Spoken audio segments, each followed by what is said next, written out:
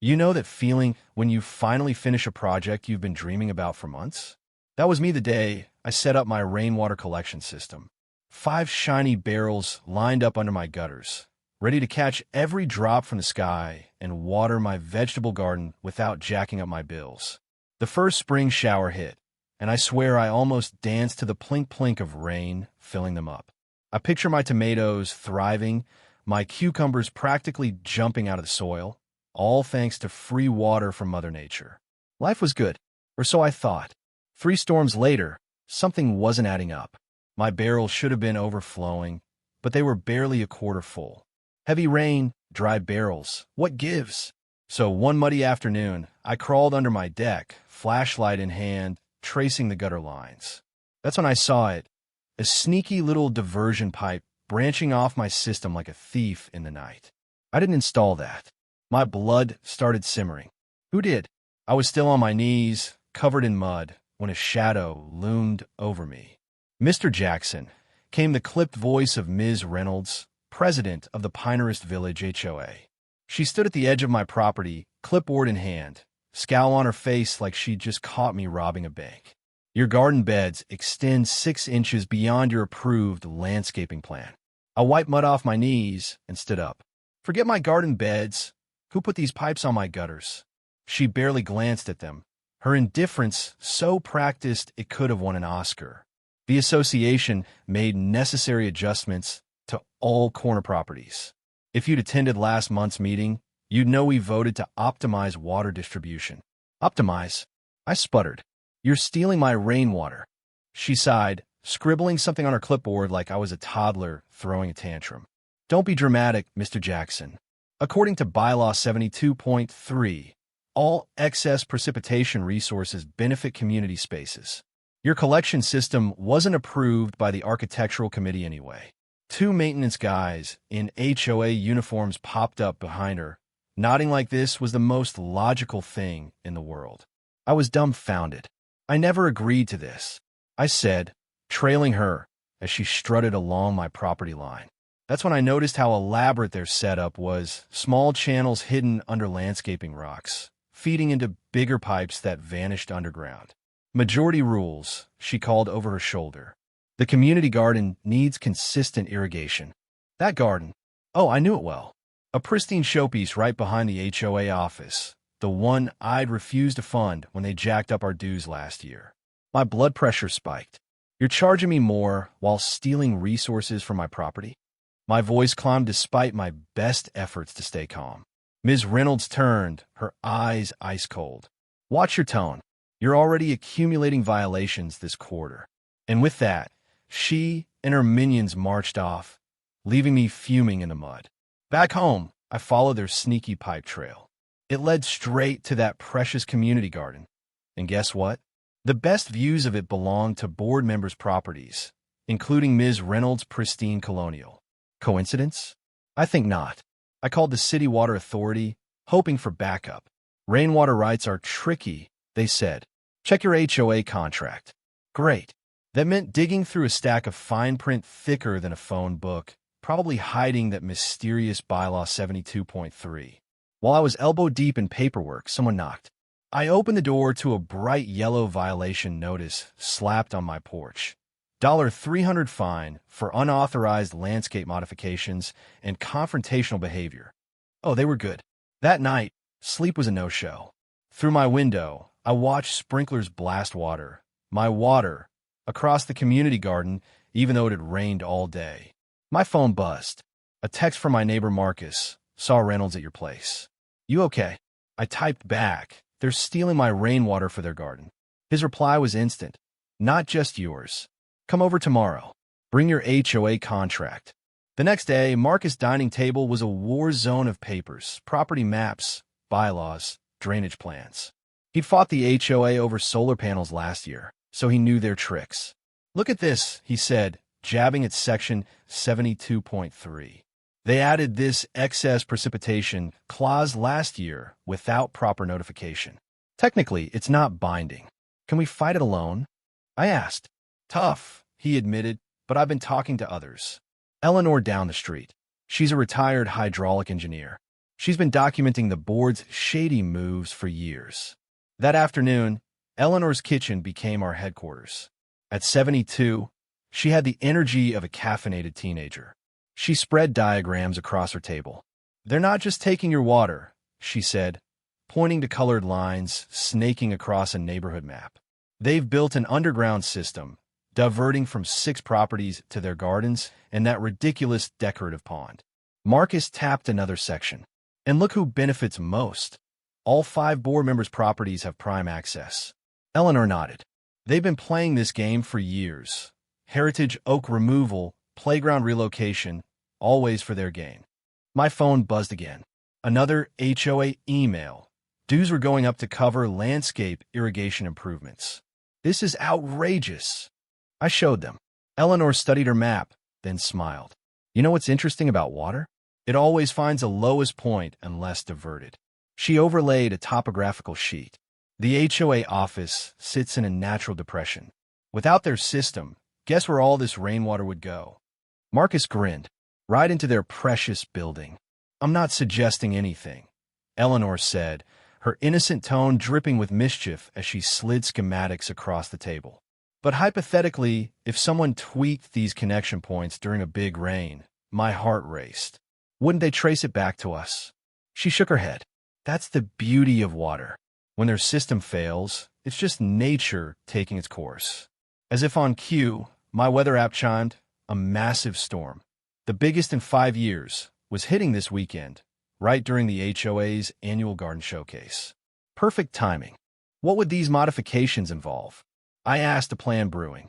Eleanor's smile widened as she sketched diagrams, explaining pipe connections and flow dynamics in terms even I could grasp. For the first time since finding those pipes, I felt in control. That night, another violation notice arrived, $600 this time, claiming my barrels detracted from neighborhood aesthetic standards. I filed it away, a strange calm settling over me. Ms. Reynolds had no idea what was coming. Friday night, dark clouds rolled in. I hauled supplies into my garage. Eleanor's custom pipe sections, tools, waterproof gear. Marcus helped organize while his teenage son kept watch. 6-hour window during the storm, Marcus said, checking our list. A car slowed outside. We froze. "Ms. Reynolds has been driving by," I whispered. "She suspects something." "Of course she does," Eleanor replied, joining us with laminated diagrams. "That's why we're doing Phase 2. Phase 2 was Marcus' brainchild, documentation. His daughter Zoe, a journalism major, had compiled a report on the HOA's dirty deeds, water theft, selective enforcement, and shady landscaping contracts always going to Ms. Reynolds' brother-in-law. "We'll distribute these at the emergency meeting they'll call after the storm," Marcus said, showing me the evidence folder. Eleanor had already filed water rights complaints with the county. "Will it be enough?" I worried. "That's where Diane comes in," Eleanor said. Diane, our neighbor at the local news station, had footage of the diversion system in a news van coincidentally covering storm damage Sunday. Rain started as we finished prep. The forecast now predicted over 4 inches, enough to swamp storm drains. "You're not creating anything new," Eleanor cautioned as they left. "You're just removing their diversions and letting nature reclaim its course." I barely slept, listening to the rain intensify. By 3 a.m., it was a downpour. I suited up, waterproof coveralls, boots, a dark rain jacket, and slipped into my backyard with Eleanor's tools and a headlamp. The storm was my shield. Lightning lit my work. Thunder masked the noise. I found a main junction box where 6 properties' diversions fed the garden system. My hands shook as I swapped their valve with Eleanor's modified one.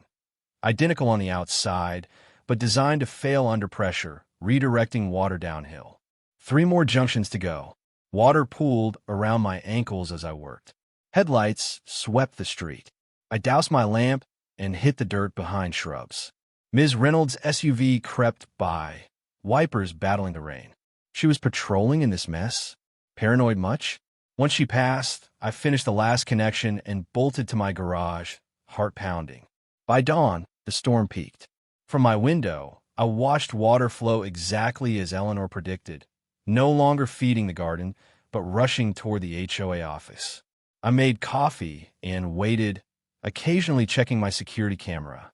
At 8:17 a.m., Ms. Reynolds' SUV splashed through a stream running down our road. She stepped out, sinking ankle-deep, her face a mix of fury and disbelief. Through binoculars, I saw her fumble with keys, push the office door open, and get hit by a wave spilling out. Priceless. Within 30 minutes, the whole board showed up, their luxury cars parking a block away as water rose. Even from my house, I heard Ms. Reynolds yelling. By noon, the rain eased, and my phone buzzed with an emergency HOA meeting notice. 3 p.m. at the community center, since the office was temporarily unusable. Marcus texted, "It worked perfectly. Diane's news van is filming on Oak Street." Eleanor added, "Bring your violation notices and checkbook." Showtime. The community center was packed. Homeowners who usually skipped meetings now buzzing with curiosity. Ms. Reynolds stood up front, hair damp, voice tight. This emergency session addresses the catastrophic flooding of association property. Preliminary investigation suggests deliberate tampering with our water management system. Her eyes locked on me.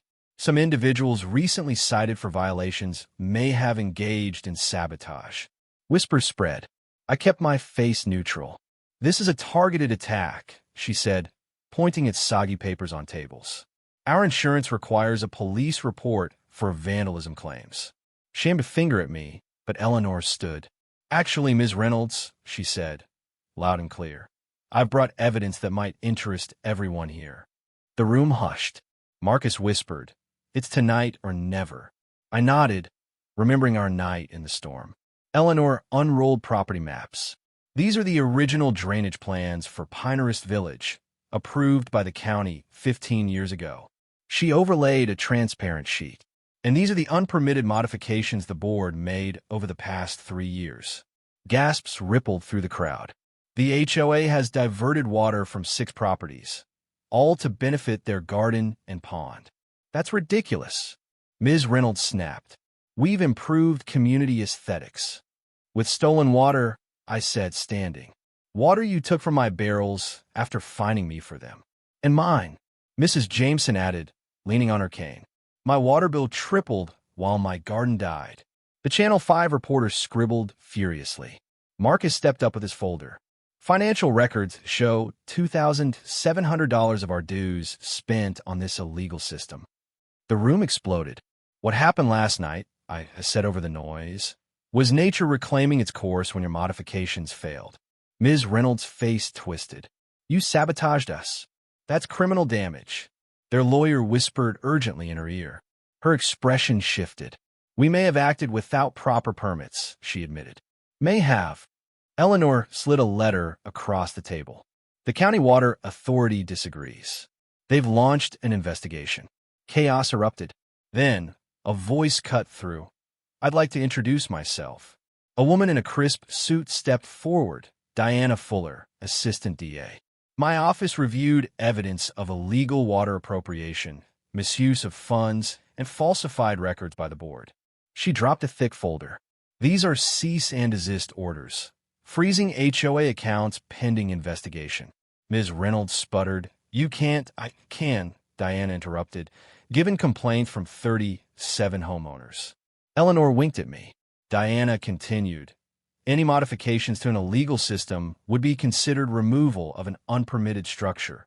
No charges can be filed." Cheers broke out. Ms. Reynolds grabbed the mic. "This community needs leadership. Property values will collapse without us." A new voice rose. Mr. Capper, a retired judge. "Perhaps it's time for new leadership. I propose an interim committee until elections." Hands shot up, including mine. Ms. Reynolds shrieked, clinging to the podium as security escorted the board out amid thunderous applause. 3 weeks later, I unlocked the renovated HOA office, now a community resource center. Flood damage had forced updates, a public meeting room, transparency boards showing finances. Eleanor bustled in with plants. The garden committee sent these. They're thriving now that everyone's pitching in. Marcus arrived with his laptop. "Water usage is down 30% since we rolled out the neighborhood collection system." Neighbors filtered in for our first meeting. The interim committee had rebuilt trust. Tonight, we'd vote on bylaws for sustainability and fairness. An SUV pulled up, Ms. Reynolds in casual clothes, not her usual power suits. Trouble? Marcus muttered. Let's see, I said, stepping outside. She approached, hesitant. I came to return this. She handed me a check, my refunded fines, plus interest. The DA offered me a deal, community service instead of charges, if I cooperate with the investigation. I nodded, waiting. I've been assigned to help with the rainwater systems, she said, grimacing. They said you're the expert. The irony hit me like a brick. I could have sent her packing, but instead I said, committee meets Tuesdays at 6. Bring rubber boots, we get muddy. Her shocked look was gold. That evening, we approved our water-sharing program unanimously. Outside, I checked my barrels, full and ready for the dry season. Across the street, new barrels popped up at 3 houses. The community garden bloomed with veggies and flowers. Kids splashed in a pad where Ms. Reynolds' pond once stood, a better use of water in our climate. Eleanor joined me, watching the sunset. You know what they say about water? She asked. What's that? It always finds its level in the end. Just like justice. In my driveway, my original barrels caught the last light. Simple plastic things, meant to catch what falls free from the sky. Who'd have thought they'd wash away corruption and bring us together? From a guy who just wanted to water his tomatoes, I say this, never underestimate the power of rain, or a neighborhood fed up with petty tyrants. That's my story, folks. Stick around. Justice might just flood your way next.